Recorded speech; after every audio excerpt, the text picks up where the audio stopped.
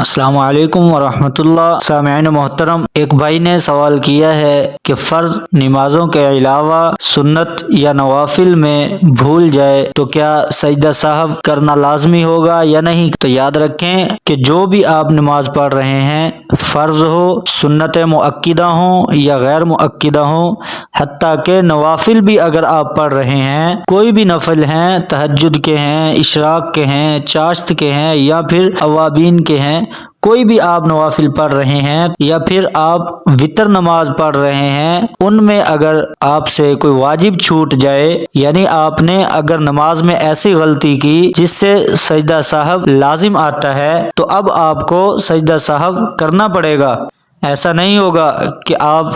فرض نمازوں میں اگر بھول جائیں تو سجدہ سہو کریں گے، اگر سنت نوافل پڑھ رہے ہیں تو سجدہ سہو نہیں کریں گے، بلکہ فرض نماز ہو، سنتیں ہوں یا نوافل ہوں یا وتر ہوں، کوئی بھی نماز ہے تو ان میں اگر کوئی غلطی ہو گئی ہے جس سے سجدہ سہو لازم آتا ہے تو سجدہ سہو کرنا یہ واجب ہے۔ اگر آپ سجدہ سہو نہیں کریں گے تو آپ کی نماز درست نہیں ہوگی۔ لہذا خلاصہ کلام یہ ہے کہ فرض نمازیں ہوں، سنت